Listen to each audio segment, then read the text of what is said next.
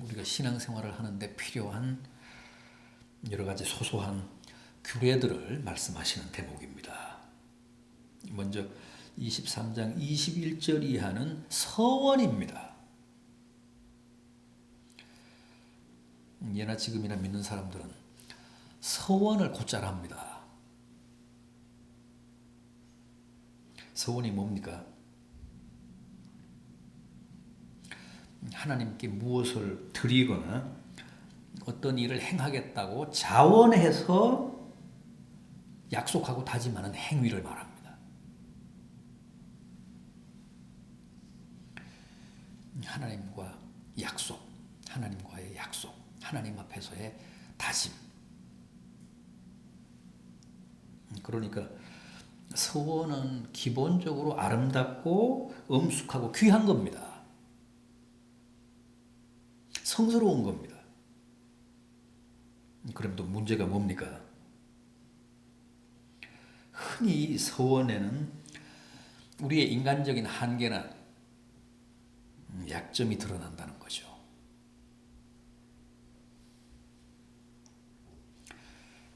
사람은 약속에 약하잖아요. 약속으로 잘 안 지키잖아요. 약속을 해놓고 지키는 것보다 안 지키는 경우가 더 많잖아요. 공적인 약속이든 사적인 약속이든 사람은 누구나 자기가 한 약속을 잘 안 지킵니다. 대통령도 국민들과 한 약속을 잘 안 지키잖아요. 국회의원들도 유권자들과 약속한 공약을 안 지키잖아요. 장관들도 사업가들도 약속을 잘 안 지킵니다. 또 일반 국민들도 시민들도 사회적인 약속인 여러 가지 규범을 안 지킵니다. 그래서 우리 사회가 항상 혼란스럽잖아요. 좌충우돌이잖아요.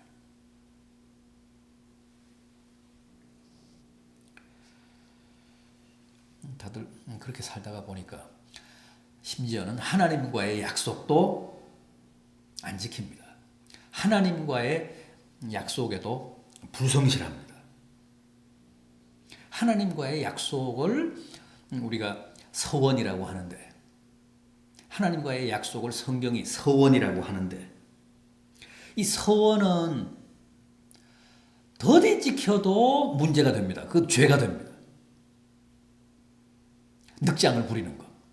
제때에 자기가 처음 약속한 때에 지켜야 되는데 고의적으로 그걸 더디 지켜도 하나님께 죄가 된다는 거죠. 더구나 안 지키면 말할 것도 없이 큰 화가 됩니다. 21절 이하를 다시 한번 보십시오. 내 하나님 여호와께 서원하거든 갚기를 더디하지 말라. 내 하나님 여호와께서 반드시 그것을 내게 요구하시리니 더디면 그것이 내게 죄가 될 것이라. 내가 서원하지 아니하였으면 무죄하리라. 그러나 내 입으로 말한 것은 그대로 실행하도록 유의하라.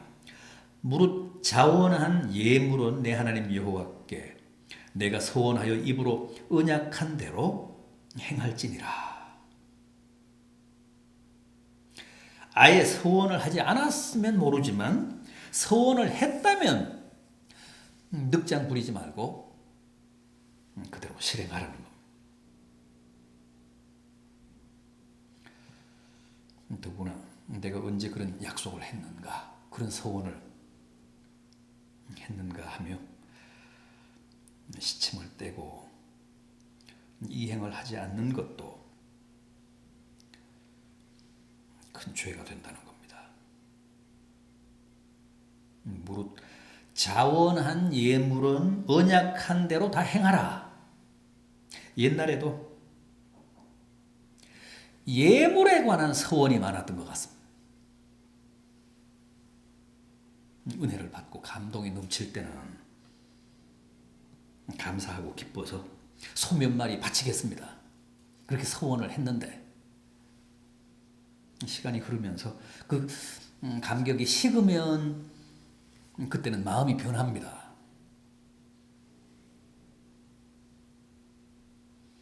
하나님 이거 들어주시면, 이거 해결해 주시면, 제가 바라고 기대하는 이 축복 제게 베풀어 주시면 제가 반드시 이렇게 하겠습니다. 그래서 하나님은 그 약속을 믿고 그 서원을 믿고 축복을 해주시고 문제를 해결해 주시고 은혜를 허락하셨는데, 그것만 따먹고 약속한 예물은 안 바치는 겁니다. 그래서 자원한 예물은 언약한 그대로 행하라.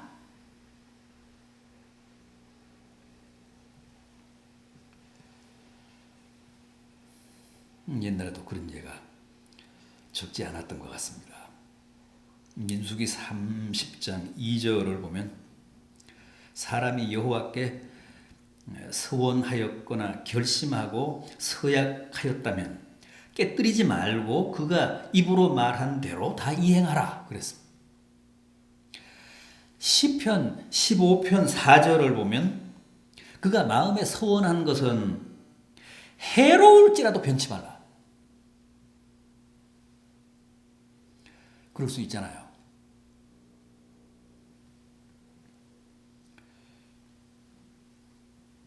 그 은혜를 받으면 자기 분수에도 안 맞게 하나님 앞에서 내가 이만큼 예물을 바치겠습니다 하고 서원을 할 수 있습니다. 그는 제정신을 차리고 보면 그게 자기 분수에 맞지 않죠. 너무 과한 서원을 한 겁니다. 그러나 서로 그런 경우라도 서원을 했다면 그 서원을 이행하라는 거예요. 그래야 복되다고 합니다. 무책임한 서원을 했을 경우라도, 대책 없이 함부로 서원을 한 경우라도 자기가 하나님 앞에서 한 약속이면 그 약속을 지키는 게 결국은 그 사람에게 복되다고 합니다.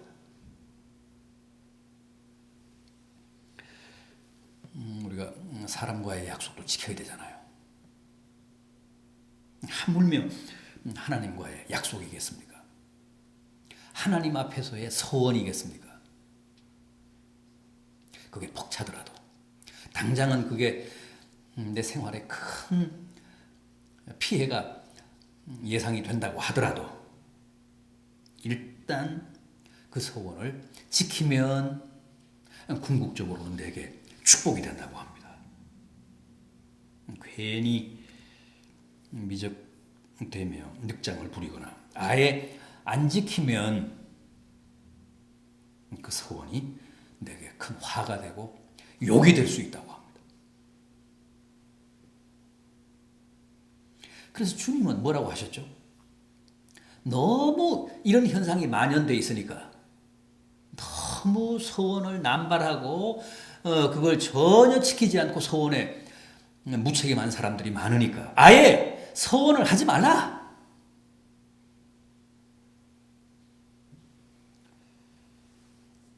그러나 주님의 그 말씀은 서원 자체를 부정하신 것은 아닙니다. 서원을 신중하게 하고 또 서원하는 것은 반드시 지키라는 말씀입니다. 아무런 생각 없이 경솔하게 쉽게 서원을 남발하고 그 서원에 무책임하게 살지 말고 서원을 신중하게 하고 또 한 서원은 반드시 지키라는 겁니다.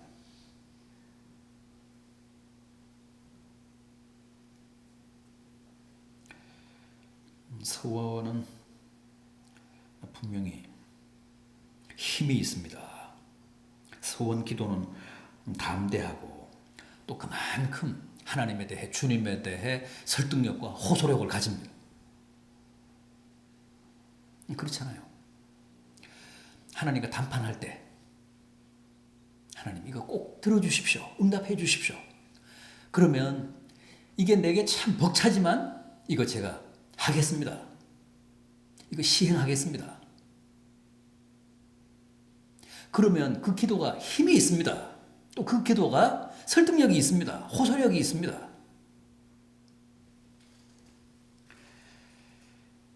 그런데 문제는 그 다음이죠.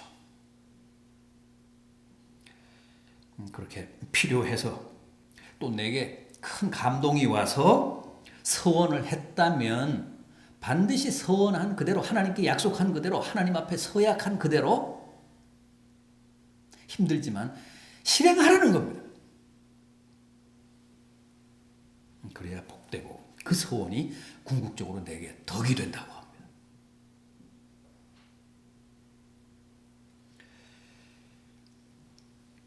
부디 신중하게 서원하십시오. 그리고 서원하신 것은 최선을 다해 감당하십시오. 책임을 지십시오. 그러면 하나님이 반드시 은혜를 베푸시고 내게 큰 덕이 되게 하실 줄로 믿습니다. 다음은 이웃의 무슨 밭이나 포도원에 들어갔을 때 어떻게 해야 되는가? 이건 무슨 말씀이죠? 배가 고파서 남의 과수원에 들어가고 남의 농장에 들어갔을 때 어떻게 해야 할 것인가 하는 겁니다. 우리도 전에 그랬잖아요. 배고프면 남의 과수원에 들어가고 남의 밭에 들어갔잖아요. 그 서리 문화라는 게 있잖아요. 서리. 바로 그겁니다. 배부른 사람이 뭐 남의 밭에 들어가고 과수원에 들어갈 일은 없죠. 굶주린 사람이 정말 죽지 못해서 남의 밭에 들어갔을 때, 남의 과수원에 들어갔을 때, 그 현장에서 배불리 먹는 것은 하나님이 용납하셨습니다. 그런데 그걸 무슨 뭐 그릇에 따담아서 한 짐 지고 나오면 안 된다는 거예요. 그건 용납을 안 하셨습니다. 그건 절도입니다. 그건 도둑질입니다. 그러나 배고픈 사람이 담을 넘어 남의 과수원에 들어가서 그 현장에서 과일을 포도나 무슨 뭐 다른 무화과나 과일을 배불리 먹는 것은 그건 하나님이 허락하셨습니다. 율법이 보장했습니다.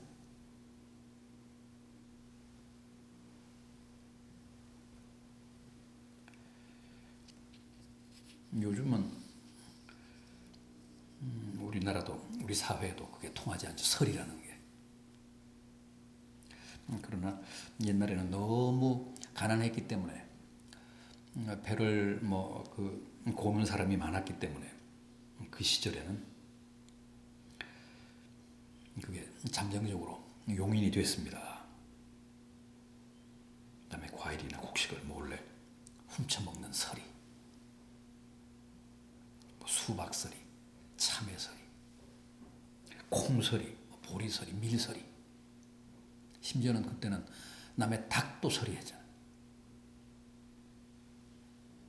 요즘은 안 됩니다.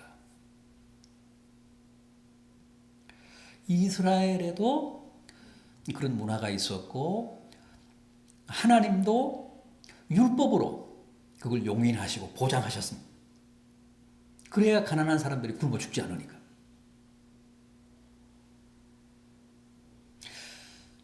가난한 자들의 생존권을 지켜주시기 위해서 허용을 하셨습니다. 주인 몰래 남의 곡식이나 남의 과일을 따먹는 것은 분명히 도둑질인데 그것조차도 그 현장에서 배불리 먹고 싸들고 나오지만 않으면 용서하시고 죄를 묻지 않으셨습니다. 그런데 곡식을 서리할 때는 낫을 대서는 안 된다. 그건 본격적으로 남의 것을 망가뜨릴 수 있기 때문에 반드시 손으로 그 이삭을 잘라서 먹어라. 그러니 그 수위를, 그 정도를, 가이드라인을 그렇게 제시하신 것. 낫을 대지 말아라. 또 그릇에 담거나 무슨 배낭에 담아서 지고 나와서는 안 된다. 그 현장에서 손으로 따서 배불리 먹어라. 그거는 용납을 한다.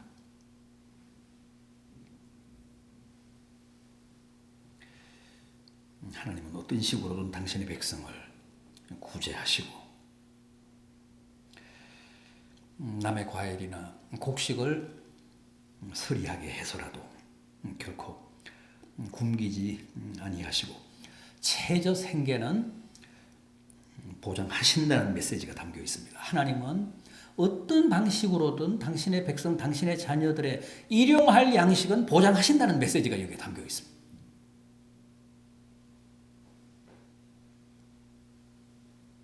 그러니까 우리가 쭉 율법을 보면 알지만 거의 다 사회적 약자들의 인권을 보호하는 데 그 초점이 맞춰져 있습니다.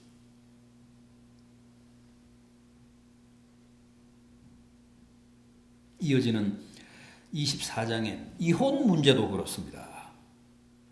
성경은 원칙적으로 이혼을 금합니다만은 현실적으로 이혼이 불가피한 경우가 있잖아요. 그때는 허용을 합니다. 주님도 이혼을 금하셨잖아요. 하나님이 짝지어 주신 것을 사람이 가르지 못한다. 그게 성서적인 원칙입니다. 그럼에도 불구하고 또 이혼이 불가피한 경우가 없지 않습니다.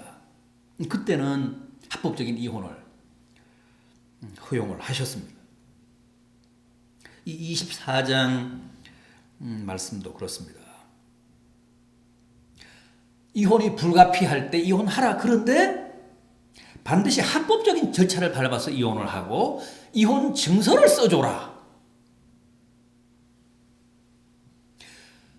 여자가 뭐 문제가 있다고 혹은 뭐 밉다고 그냥 쫓아내면 안 된다.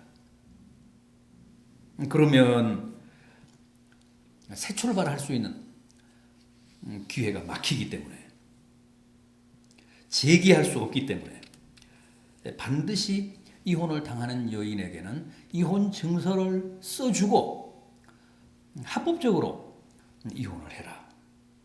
그래서 그 여인도 다시 다른 사람 만나서 가정을 이루게 하라는 거예요. 새 출발할 수 있게 하라는 거죠.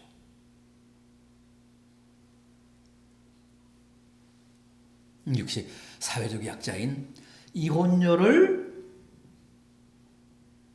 배려한 그런 인권적인 조치입니다.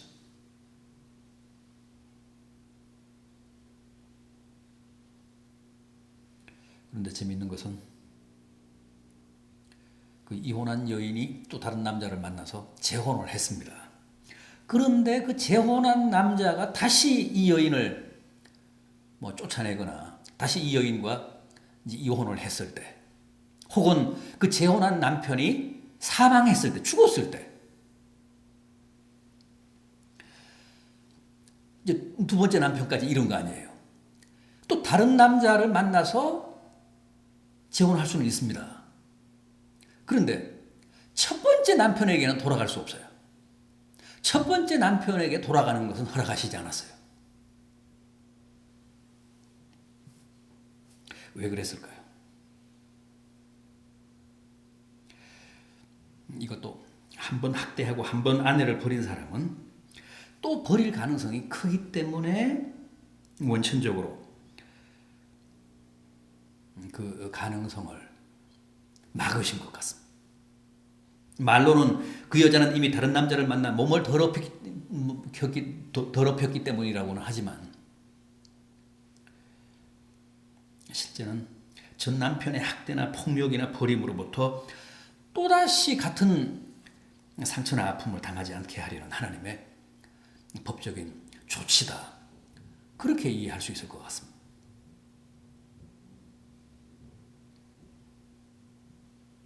첫 번째 남편 만나서 몸을 더럽혔는데 뭐 또 두 번째 남편 만나게 하셨잖아요.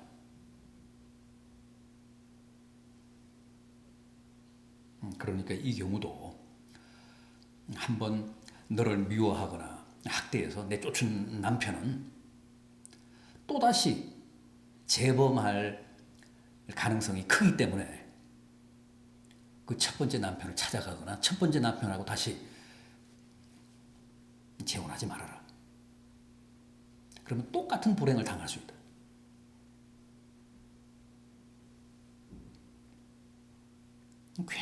굉장히 세심하게 약자들을 배려하시고 약자들을 지키시려고 하는 하나님의 뜻과 의도를 우리가 여기서도 확인할 수가 있습니다. 보십시오. 요즘도 아마 이런 법은 뭐 어느 나라에도 없을 것 같습니다. 결혼을 해서 갓 아내를 맞은 사람은 군대에서 소집할 수도 없습니다. 1년 동안은 신혼생활을 하면서 아내를 즐겁게 하라고 했습니다. 요즘 금방 결혼했다고 뭐 징집을 안 당하거나 그러지 않잖아요. 그런데 이미 하나님은 3,500년 전에 이런 세심한 법을 이스라엘 백성들에게 주셨습니다. 금방 결혼한 이 신혼 기간에는 군대에서 부르지도 말아라. 그 신혼 생활을 보장해줘라.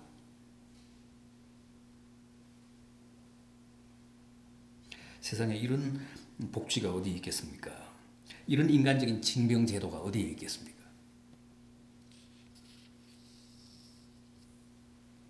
그런데 하나님은 이미 그 옛날에 이스라엘 백성들에게 이런 율법을 주시며 실행하라고 하셨습니다. 그러니까 하나님은 당신의 백성들의 행복, 또 당신의 백성들의 건강한 삶을 위해 세심한 신경을 쓰시고 또 배려를 아끼지 않으셨다는 거죠. 약자라고 해서 일방적으로 인권을 유린당하며 억울하게 사는 것 하나님은 결코 원치 않으셨습니다.